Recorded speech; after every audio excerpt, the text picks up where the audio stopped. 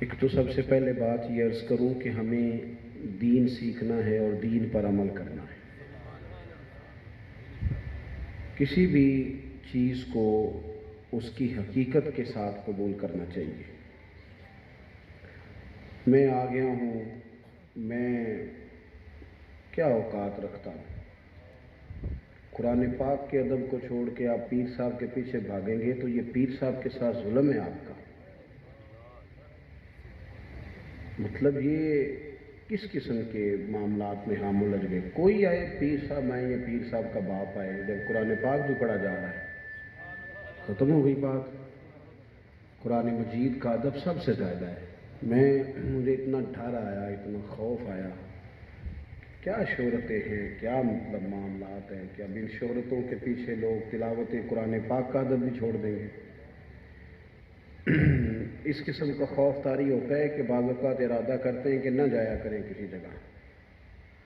جب آنے لگتے ہیں، جانے لگتے ہیں، اب بڑے سارے مسائل ہیں، بڑا مشکل کام ہوتا ہے کسی جگہ روک کے ہزاروں لوگوں سے آپ پہلے ملاقات کریں گے، ایک کے بعد دوسرا جلسہ، اور طے ہوتے ہیں پروگرام میں تیسری جگہ حاضر ہو، اس کے بعد مجھے لوٹنا ہے ایک جگہ، پھر میرا انتظار ہو رہا ہے۔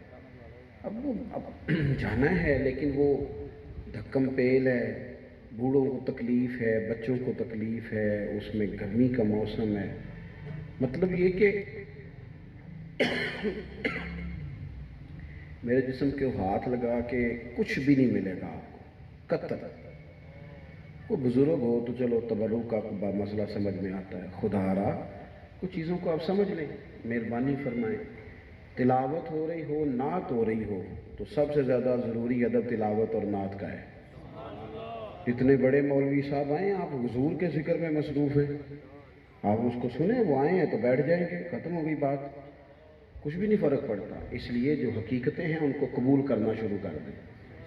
اور کچھ لوگ شاید ہوتے ہوں گے جن کا نفس انہیں مزہ دیتا ہوگا کہ دیکھا تو آیا نا تو تیرے پیچھے لوگ بھاگ گئے، تو آپ ہمارے پیچھے نہ بھاگیں، ہماری بات کے پیچھے بھاگیں، جو ہم بتاتے ہیں اس پر عمل کریں۔ ساری زندگی سے کہہ رہے ہیں نماز پڑھو، داڑھی رکھو، تو جس نے اتنی سی بھی نہیں مانی، وہ 3 دفعہ ہاتھ چوم کے تو پھر وہ ہمارا کیا نفع کرے گا؟ زیادہ سے زیادہ یہ ہے کہ فوٹو ساتھ لے لے گا، تو اس کو بھی کوئی فائدہ نہیں، مجھے بھی کوئی نہیں۔ تو اس لیے حقیقت کا سفر کریں، ان چیزوں سے باہر نکلیں۔ اللہ آپ کو جزائے خیر عطا فرمائے۔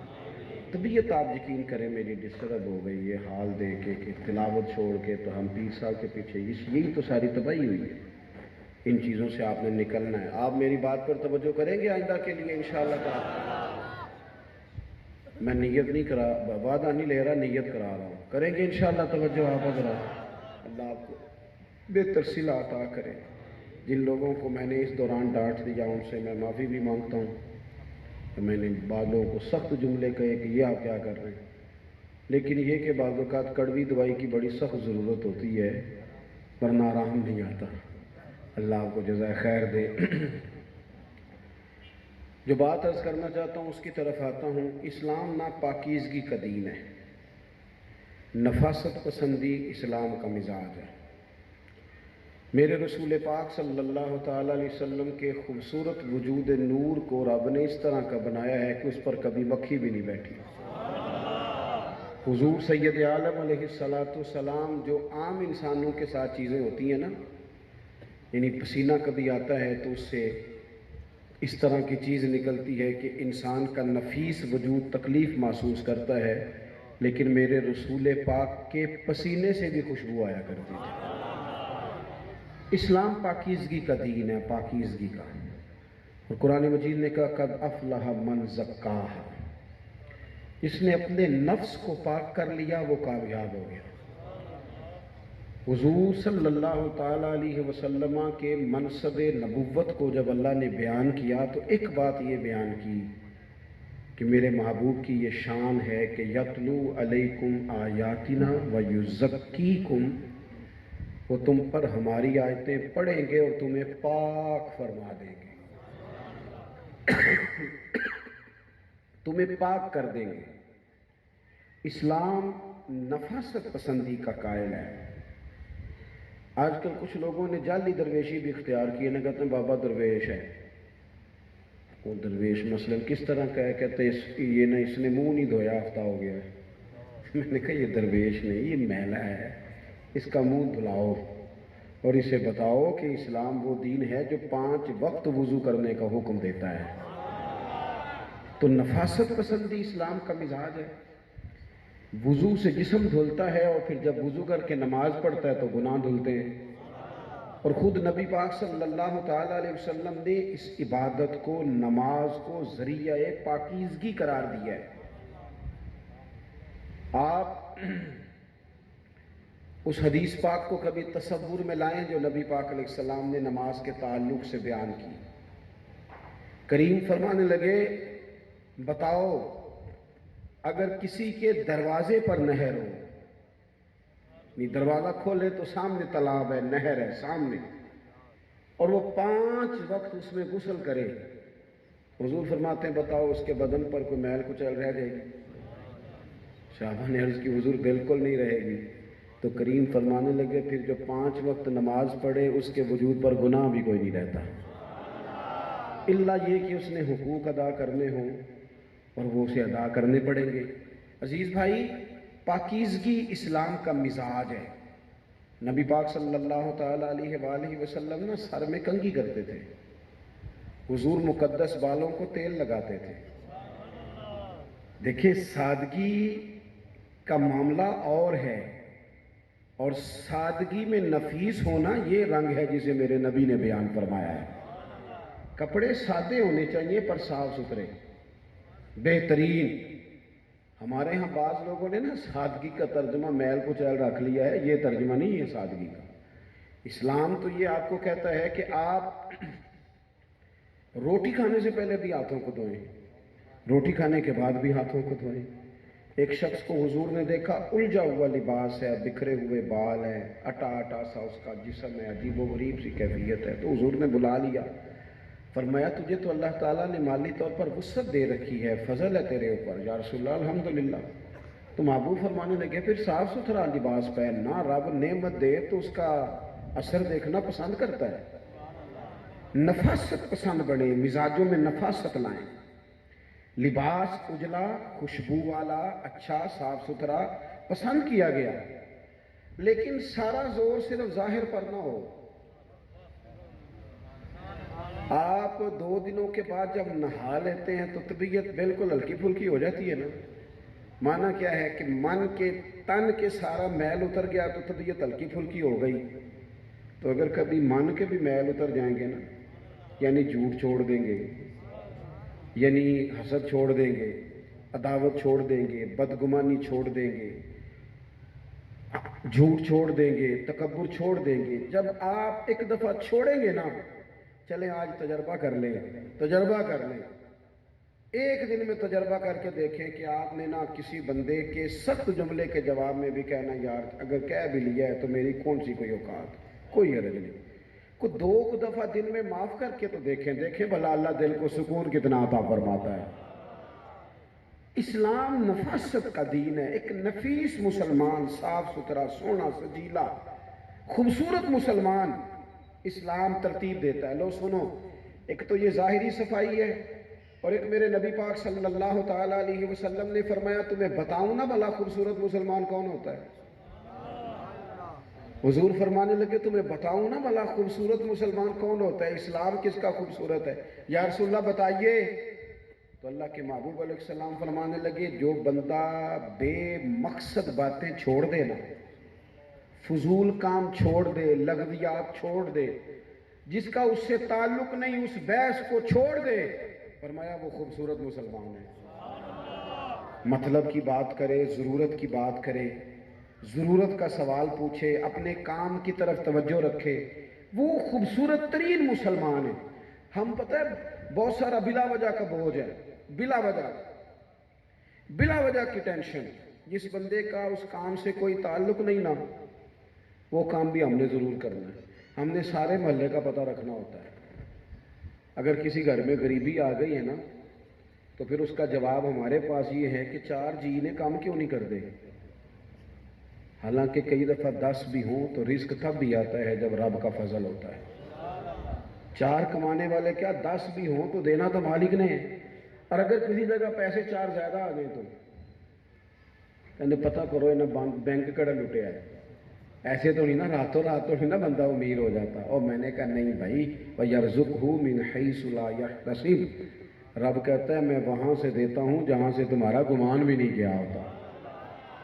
اپنے مزاج میں نفاست ہو، ذرا طبیعت نفیس ہو، با مقصد سا آدمی ہو، میٹھا سا ہو، جگہ جگہ اس کا الجھاؤ نہ ہو.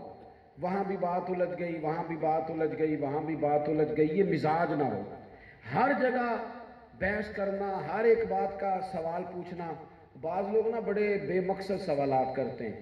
ویسے تو حضور علیہ السلام نے فرمایا، ابو داؤد شریف میں موجود ہے، فرمایا سوال جو ہے یہ جہالت کا خاتمہ کرتا ہے. جب تم پوچھتے ہو تو جہالت ختم ہوتی. لیکن بے مقصد سوال اگر لوگ کرتے تھے تو حضور ناراض ہو جاتے تھے. بے معنی. وہ امام ابو یوسف رحمۃ اللہ علیہ کی خدمت میں ایک شخص بیٹھا کرتا تھا. وہ جس طرح ہمارے ہاں لوگوں نے سوال نہیں آج کل یاد کر لیے، کہتے ہیں حضرت موسیٰ علیہ السلام کی اماں کا نام بتاؤ. بھئی آپ نے کیا کرنا ہے وہ نام یاد کر کے؟ آپ یہ بتائیں وضو کے مسئلے آتے ہیں، آپ کو غسل کا سارے مسائل سے آگاہی ہو گئی ہے، آپ ضروریات زندگی کے مسئلوں سے آگاہ ہیں، کہاں آپ الجھ گئے؟ امام ابو یوسف کے پاس ایک شخص بیٹھا کرتا تھا. اس نے کہا امام صاحب سارے لوگ سوال کرتے تھے وہ نہیں کرتا تھا. تو امام صاحب نے ایک دن کہا یار تو بھی کچھ پوچھا کر. کہنے لگا جی پوچھتا ہوں، بتائیں روزہ کب افطار کرنا ہے؟ تو آپ ہنس پڑے، فرمانے لگے سیدھی سی بات ہے، روزہ سورج غروب ہونے پر ہی افطار کرنا ہے. تو کہنے لگا اگر ساری رات سورج ہی نہ غروب ہو تو امام صاحب کہنے لگے پتر تو چوپی رہا کر، تیرا خاموش. وہ کون سی رات ہے جو رات بھی ہو اور سورج غروب بھی نہ ہو؟ ساری رات سورج. کچھ لوگ نا بلا وجہ کے مقصد، بلا وجہ کے مقاصد، بلا وجہ یہ کام نہ کریں. اپنی زندگی میں نفاست لائیں، طبیعت میں نفاست لائیں. بہت زیادہ سوچ سوچ کے اس کا بھی پتہ کراؤ، اس کا بھی پتہ کراؤ، فلانا بھی نہیں میری بات سن رہا، فلانا بھی نہیں میری بات سن رہا. ایک بزرگ تھے سادے سے، تو ایک دفعہ ان سے کسی نے کہا کہ آپ کے بچے سارے فرما بردار ہیں. کہنے لگے کہ اتنی ٹینشن نہیں لیں، فرما برداری کرن گے تو رب کو اجر لین گے، نہیں کرن گے تو آپ ہی دنیا تے آخرت تے خراب ہون گے. میں دل پہ کیوں سوار کروں؟ ہر بات کی ٹینشن لینا، ہر بات کو دماغ پہ سوار کرنا. آپ نفاست پسند ہو جائیں. ایک تو بے معنی باتیں چھوڑ دیں ظاہری صفائی کے بعد. دوسری بات بے مقصد بے معنی یہ سب. اور تیسری بات میرے عزیز اچھی طرح اپنے ذہن میں سنبھالیں کہ گفتگو صاف ستھری. رسول پاک کا لہجہ بڑا خوبصورت تھا، یعنی باتوں میں وہ حسن تھا کہ ککھ سواد نہیں مشری اندر. اساں کھنڈا بھی چکھ ڈٹھیاں انہاں ساریاں شیواں نالوں تے گلاں سجن دیاں میٹھیاں. حضور کی باتوں میں عجیب لذت تھی، عجیب رانائی تھی. حضور بولتے تھے تو یوں لگتا تھا میری ہی بات کر رہے ہیں. سیدہ عائشہ صدیقہ رضی اللہ تعالیٰ عنہ فرماتی ہیں یوں ٹھہر ٹھہر کر بولتے. یہ انداز میں حسن اور جاذبیت ہوتی کہ بعض اوقات ایک بات کو 3 دفعہ دہراتے، سامنے والے کی سمجھ میں پوری بات آ جاتی. اور سیدہ فرماتی ہیں کہ میرے رسول پاک کی باتوں کی لطافت یہ تھی کہ اگر کوئی حضور کے جملوں کو گننا چاہتا تھا تو گن بھی سکتا تھا. ایسا اس کے اندر خوبصورت، مطلب رد عمل کے طور پر بھی سخت باتیں نہ کریں. گالم گلوچ کرنا مسلمان کا مزاج نہیں، سخت جملے بولنا مسلمان کا مزاج نہیں. یہ جو آپ آ کے کہتے ہیں نا میں سنائیاں نے 4 پھر اگوں بولیا نہیں، تو کہنے والے تو کہہ ہی دیتے ہیں، یہ سننے والے ہیں جو کمال کرتے ہیں. یہ سننے والے ہیں وہ صاحب، وہ بندہ بڑا تھا جس نے آپ کی ساری سنی. کبھی کچا جملہ، کمزور بات کبھی نہیں. نبی پاک علیہ السلام نے فرمایا مومن کو گالی دینا فسق ہے، اور اس کے قتل کو گویا جائز سمجھ کے کرنا مومن ہونے کی وجہ سے یہ کفر ہے. مومن ہو اور اس کی زبان پر گالم گلوچ ہو. چلے رب رسول کے دشمنوں کے بارے میں تو رویہ سخت ہوا، اور کامل مسلمانوں کے بارے میں، مومنوں کے بارے میں کبھی بھی آپ ایسا انداز نہ اختیار کریں. عزیز بھائی زبان بھی صاف ہو، اور چوتھی بات یہ ہے کہ سوچیں بھی ذرا صاف ہو. قرآن مجید کہتا ہے اجتنبوا کثیرا من الظن ان بعض الظن اسم. فرمایا بہت سارے گمانوں سے بچا کرو، بعض گمان بھی گناہ ہیں، صاف ستھرا سوچیں۔ آپ کیوں لوگوں کے بارے میں بدگمانی کرتے ہیں کہ وہ فلانا پتہ نہیں کیا ہو گیا ہے، فلانا بڑا غلط ہو گیا ہے، وہ فلان جگہ میں نے فلانے کو کھڑا دیکھا اسی لیے تو کھڑا ہوگا، فلانا یہی تو کر رہا ہوگا۔ آپ کیوں بدگمانی کرتے؟ بدگمانیاں بڑا نقصان کرتی، بدگمانیاں اچھے بھلے لوگوں سے ہمیں دور کر دیتی۔ جہاں سے ہمیں دعا ملنا ہوتی ہے، اچھی صحبت ملنا ہوتی ہے، ہم وہاں سے دور ہو جاتے ہیں، اپنوں سے دور ہو جاتے ہیں۔ بعض لوگ ذہن میں بات ڈال دیتے ہیں وہ تیرے تو سارے اپنے لالچ کی وجہ سے تیرے پیچھے لگے ہوئے ہیں۔ بندہ اپنے بہن بھائیوں سے، بال بچوں سے، سسرال والوں سے، فلانے سے اس کے ذہن میں خیالات آنے لگ جاتے ہیں، چھوڑو جی سارے تو میرے منصب کے پیچھے۔ کبھی بدگمانی نہ کریں، بری سوچ نہ پیدا کریں۔ کیا خوبصورت سبق دیا پاک کرنے والے رسول نے، فرمایا تو اچھا سوچتا رہ، رب اس پر بھی تجھے عبادت کا ثواب عطا فرمائے گا۔ سوچوں کی صفائی، نکھار سوچوں کا۔ آپ مثبت سوچیں، صبح نہ اٹھ کے آپ یہ سوچیں کہ رب نے جتنی مخلوق بنائی ہے نا سونی بنائی ہے۔ آپ صبح اٹھ کے خیال کریں کہ نہیں یہ رسول پاک کے غلام ہیں، ان کے اندر ابھی بھی بڑی خیر موجود ہے، حضور کا فیض ہے۔ آپ کچھ تھوڑا سا اچھا گمان کر کے تو دیکھیں، ذہن تو بنائیں تھوڑا۔ اگر آپ اچھا گمان کرنے میں کامیاب ہو جائیں گے تو پھر دیکھیں کتنے کتنے اچھے لوگ آپ کو زندگی میں ملیں گے۔ حضرت خواجہ حسن بصری اپنی بات کرتے ہیں، فرماتے میں نا ایک دفعہ دریا کنارے گیا تو وہاں میں نے ایک شخص کو دیکھا کہ ایک خاتون کی اس نے گود میں سر رکھا ہے اور قریب ایک بوتل بھی پڑی ہے۔ میں نے بدگمانی میں کہہ دیا کتنے برے لوگ ہیں، دیکھو کیسے بیٹھے ہوئے ہیں، اور شراب کی بوتل بھی ہے معاذ اللہ۔ ذرا کوئی لڑکا لڑکی کبھی موٹر سائیکل سے گزرے تو فوراً لوگ برا خیال نہیں بنا لیتے، حالانکہ وہ بہن بھائی بھی تو ہو سکتے ہیں۔ کوئی ضروری ہے کہ ہر وقت منفی سوچوں کو ہی آپ لائیں، ہر وقت کو برا گمان ہی کریں، ہر شخص کے بارے میں رویہ تلخ ہی ہو۔ اب تو آپ یقین کریں کہ ایسے جیسے ہمارا کسی پر اعتبار ہی نہیں رہا، ہر آدمی اپنے سائے کا بھی دشمن ہو گیا ہے۔ اتنی ہم نے سوسائٹی کے اندر ماحول سخت کر دیا ہے کہ اپنوں کا پیار بھی جاتا رہا، اپنوں یعنی بچے یہاں تک بولنے لگ گئے ہیں کہ او جی ابا جی بھی کماؤ پتر دے نال ہی نہیں، وہ پیسے جو کماندا ہے۔ آپ کا والد کے بارے میں بھی یہی نظریہ بن گیا۔ جب سوچیں اتنی بری ہو جائے گی، اور رب نے بڑی سونی مخلوق بنائی ہے، لقد خلقنا الانسان فی احسن تقویم، میں کسی شخص سے بیزار نہیں ہو سکتا، ایک ذرہ بھی تو بیکار نہیں ہو سکتا۔ اتنی جلدی آپ تھوڑا سا، حضرت حسن بصری کہتے میں فوراً کہنے لگا دیکھو نا یار یہ آدمی کس طرح بیٹھا ہے اور اس نے یہ شراب بھی رکھی ہے۔ کہتے ہیں تھوڑی ہی دیر گزری تھی کہ ایک کشتی آ رہی تھی دریا میں سے، اس نے ہچکولے کھائے، کشتی جو تھی وہ الٹ گئی، اس میں 4 لوگ تھے یا 5 لوگ تھے، وہ سارے دریا کے اندر آوازیں دینے لگے۔ کہتے ہیں وہ شخص اسی وقت اٹھا، چھلانگ لگائی، ایک کو بچایا، چھلانگ لگائی، پھر 2 کو لے آیا، پھر چھلانگ لگائی، تو آخری بندے کو جب جانے کے لیے کہنے لگا تو مجھے کہنے لگا جناب میرے بارے میں تو آپ کا خیال ہے نا میں برا آدمی ہوں، تو چلو یہ آخری بندہ آپ نکالنا ہے۔ تو میں تو برا ہی صحیح، میں تے سے ثبوت نہ منگو میں تھو، نظر کرم قد ہوئی، اے میں جانا یا دل بر جانے غیر نہ جانے کوئی، سے ثبوت نہ منگو میں تھو، پلا نظر کرم قد ہوئی، اے میں جانا یا میرا دل بر جانے، اے غیر نہ جانے کوئی، میں مسکین پرانا خادم، کسے در ملی نہ ٹوئی، اے تے واصف یار نے نظر جو کیتی تے واصف ہی ہوئی۔ اور میں تو چلو گناہگار ہوں آپ کی نظر میں، تو مہربانی کریں نا آپ آخری بندہ نکال لائیں۔ تو خواجہ حسن بصری خود بیان کرتے ہیں، دیکھیں ان لوگوں کی دیانتداری، فرماتے ہیں میں نے اسے کہا یار تو نہیں بچانا ہے، مجھے تو تیرنا ہی نہیں آتا۔ تو چلے کوئی عرض نہیں، مولوی صاحب بھی بڑے ہیں، پر یہ مائک والا مائک نہ چلائے تو گزارا پھر بھی نہیں ہوتا۔ چلے ٹھیک ہے، مانتے تو نہیں کسی کو سیٹھ صاحب، لیکن اگر ان کا ڈرائیور گاڑی نہ چلائے تو منزل تک نہیں پہنچتے۔ ہم کسی کو قبول کرنے کو تیار تو نہیں ہوتے، لیکن معاشرہ انسانوں سے مل کے بنتا ہے، ہر ایک کی ضرورت کو محسوس کرنے سے ہی انسان آگے بڑھتا ہے۔ سوچیں جب صاف ہو جائیں تو رب کی مخلوق سے پیار ہو جائے گا میرے عزیز، بڑے لوگ اچھے لگنے لگ جائیں گے۔ آپ کو محسوس ہوگا کہ رب کی مخلوق میں اللہ نے بڑی محبت رکھی ہے۔ خواجہ حسن بصری کہتے ہیں میں نے کہا مجھے نہیں تیرنا آتا، اس نے پھر چھلانگ لگائی، آخری بندہ بھی نکال کے لایا اور مجھے کہنے لگا حضرت صاحب آپ نے جلدی کی سوچنے میں، یہ کوئی بی بی غیر نہیں میری ماں ہے، اور یہ بوتل میں شراب نہیں سرکہ ہے، ہم ماں بیٹے روز صبح یہاں آتے ہیں، ڈیوٹی کرتے ہیں۔ کیا کرتے ہیں؟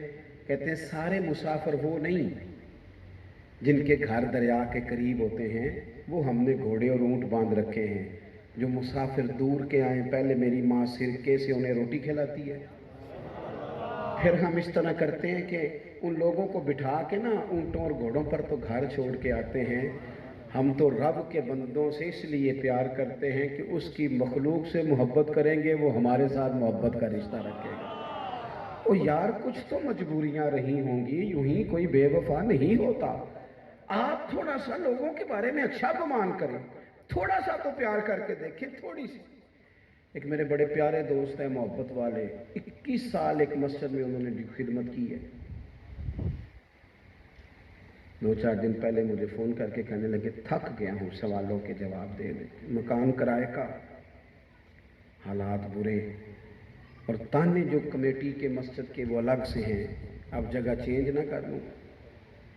میں کہ مینوں صدر دا نمبر تے دے دا، کیا مثلاً چھوٹی چھوٹی باتیں، مولوی صاحب میرے کہنے پر جلدی نہیں آئے، میں نے کہا تھا نماز کا ٹائم، آپ اتنی باتوں سے رشتے توڑ دیں گے، اتنی چیزوں سے، ذرا سی بات۔ جی وہ میرے ملازم نے پتہ کیا کیا ہے، اس نے 6 پیالیاں توڑ دی ہیں، تو اگر آپ کے اپنے بچے سے سارا ہی سیٹ ٹوٹ جاتا تو آپ کیا کرتے؟ اسے گھر سے نکالتے۔ ملازم کو اس لیے نکال دیا کہ وہ غریب تھا۔ اتنی باتوں پہ آپ آؤ نا میرے رسول پاک کی طرف بڑھو نا، آؤ نا کریم کا انداز دیکھو نا، آؤ نا اس حبیب نے ہمیں کیا دیا ہے غور تو کرو نا۔ حضرت انس بن مالک کہتے ہیں 1 دن نہیں 2 دن نہیں 10 سال میں نے غلامی کی ہے رسول پاک کی، 10 سال میں خادم بن کے گیا تھا حضور کے گھر میں، جب بھی بلاتے تھے یا بنیا، او میرے بیٹے، مجھے حضور بیٹا کہہ کے بلاتے تھے۔ فرماتے ہیں 10 سال ڈیوٹی کی، بڑی غلطیاں ہوئیں، بڑی کمزوریاں واقع ہو جاتی ہیں گھروں میں، بڑا کچھ ہو جاتا ہے، لیکن فرماتے ہیں حضور نے کبھی اوف بھی نہیں کہا، اوف بھی نہیں کہا۔ خدا را کچھ تھوڑا سا محبت کا لہجہ بنائیں، کچھ اچھا گمان کریں، ذہن کو تھوڑا سا صاف کریں، اور نہیں کچھ بھی ایسا نہ اتنا لڑیں بیوی کے ساتھ۔ سمجھ لیں کہ وہ خاتون ہے، اس کی عقل بیچاری کی کمزور ہے، جو باتیں آپ کی سمجھ میں آتی ہیں اس کی سمجھ میں نہیں آئیں گی، آپ جبرن سمجھانا چاہتے ہیں۔ میں گھر میں کھانا کھا رہا تھا تو گھر والے کہنے لگے کہ مدرسے کا ایک بچہ بڑی تیزی سے رو رہا ہے، آپ پہلے اس کی بات سن لیں۔ تو میں اٹھا، لیکن میرے دل میں خیال تھا کسی استاد نے تھپڑ مار دیا تو شکایت لے کر، بچہ پھوٹ کے رو رہا ہے۔ میں نے پتر کیا ہوا، خیریت ہے؟ تو وہ تڑپا، اس کے ناک سے رطوبت نکلے، منہ سے پانی نکلے، حال برا، آنسو بہتے جائیں حضرت صاحب، اور اس کا وجود ٹھنڈا ہو۔ میں نے کہا خدایا یہ ماجرا کیا ہے؟ تھپکی دی، پیار کیا۔ میں نے کہا پتر کیا ہوا؟ کہنے لگا پیر صاحب کار میری امی تے ابو پھر لڑتے نے پہ، فون آیا ہے، میرے ابو اما نو مارتے نے، اسی سارے بھن بھائی ڈر کے نہ تے منجیاں تھلے بڑھ جانے ہیں، کوئی دعا کرو میرے ابو لڑنا چھڑ دیں، بڑا ڈر ہوتا۔ اب میں اتنے ہوں مدرسے، پتہ نہیں انکار کی ہونا۔ میں اس بچے کی بات سن کے سوچنے لگا پتہ نہیں کس گھر میں ایسا ہوتا ہوگا۔ ان بچوں کی غلطی کیا ہے؟ ماں باپ اپنی جنگ میں بچے ہارنے لگے، اپنی بیوی سے جیتتے ہوئے تو اولاد کو ہارنے چلا ہے، تو بیوی شوہر کو جیتنے کے لیے اولاد کو تڑپا رہی ہے، چھوٹی سی بات نہیں سہ سکے، اور ماں چھوٹے بچے بیچارے کونوں میں چھپتے پھرتے ہیں۔ یہ ہم رویہ رکھ رہے ہیں؟ خدا را کچھ نکلے اپنے آپ سے، کچھ تھوڑا سا سہنا تو سیکھیں، تھوڑا سا برداشت کرنا تو سیکھیں، کوئی بات درگزر بھی کریں، چلیں کسی کی خاطر ہی صحیح، غلط تو نہیں کہہ رہا، ہوتا ہے ایسے، چھوڑیں تھوڑی سی لڑائی، اپنا ذہن تھوڑا سا اس کے بارے میں نرم کریں، کہیں بیچاری شعور ہی اتنا رکھتی ہے، کوئی عرض نہیں، بچوں کو بھی تو بندہ ٹریٹ کرتا ہی ہے نا۔ اور 5ویں اور آخری بات جو آپ کی خدمت میں عرض کرنی ہے، دل بڑا کر لیں، کشادہ کر لیں۔ پاک ہوویں تے پاک ہی ملدا ہی، تے بنا پاکوں پاک نہیں ملدا۔ پاک ہوویں تے پاک ہی ملدا ہی، بنا پاکوں پاک نہیں ملدا۔ سارے وجود دے دھون دے نالوں تو ایک کو تولا ہے ٹکڑا دل دا۔ یہ جو دلوں میں بوجھ ہے نا، حسد کا بوجھ، تکبر کا بوجھ، یہ بیماری لگ جاتی ہے۔ میں بڑا بندہ ہوں، دیکھو جی میں آیا ہوں تو فلانا اٹھا ہی نہیں، وہ دیکھو جی فلانے میں نے سلام ہی نہیں کیتا۔ یہ صرف آپ کے دل پہ بوجھ بن جائے گا۔ آپ نے پریشان ہونا ہے، کسی کا کیا جانا ہے۔ حسد کرنے والا بھلا کیا کرتا ہے؟ اعلیٰ حضرت فاضل بریلوی رحمۃ اللہ علیہ فرماتے ہیں، حسد کرنے والا بندے سے نہیں جلتا، وہ تو اللہ کی تقسیم پر اعتراض کرتا ہے۔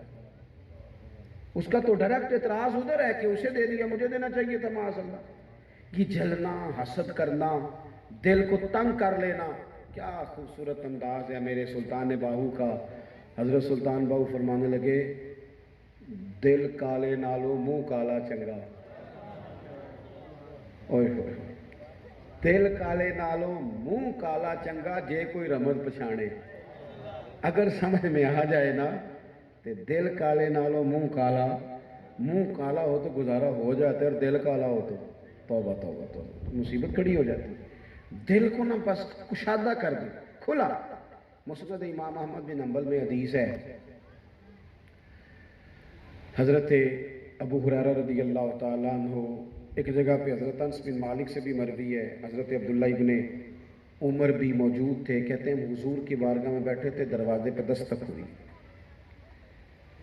میرے محبوب پاک کو اللہ تعالیٰ نے غیب کے خزانوں کی کنجیاں دی۔ حضور فرمانے لگے، دروازہ کھولو، اور جو بندہ دروازے پہ آیا ہے اسے بتا دو، خوشخبری دے دو۔ ایک جگہ یہ لفظ بھی ہے، اور ایک جگہ فرمایا دروازہ کھولو، جو آیا ہے وہ جنتی ہے،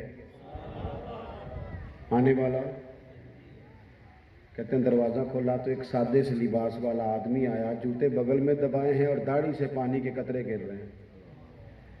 آ کے وہ بیٹھ گیا، جو بات کرنی تھی کی، وہ چلا گیا۔ اتفاق کی بات کہ دوسرے دن بھی ہم اسی جگہ اسی ٹائم بیٹھے تھے، دستک ہوئی، کریم فرمانے لگے دروازے پہ جو بندہ آیا جنتی ہے۔ بڑا رشک آیا، بڑا لطف آیا۔ اتفاق کی بات، دروازہ کھولا تو بندہ وہی تھا جو کل آیا تھا۔ اسی طرح جوتے بغل میں دبائے، تازہ وضو کیا ہے، پانی کے قطرے داڑھی سے، کہتے ہیں آج تو حد ہو گئی یار، ایک بندے کو 2 دفعہ جنت کی بشارت۔ فرماتے ہیں اتفاق کی بات یہ کہ وہیں بیٹھے تھے، اذان شروع ہو گئی ہے۔ چل جی اذان سن لیں، بات بھی لاسٹ ہی کر رہا تھا میں، پھر دعا کرتا ہوں۔ اتفاق ایسا ہوا کہ تیسرے دن بھی اسی طرح ہم بیٹھے تھے۔ اتفاق کی بات یہ کہ اسی طرح دستک ہوئی تو کریم فرمانے لگے جو دروازے پہ آیا جنتی ہے۔ آپ کو لطف نہیں آ رہا؟ حضور جسے جنتی کہے، محبوب تو اشارتاً کہہ دیں، اور جسے نبی پاک نے 3 دفعہ کہا۔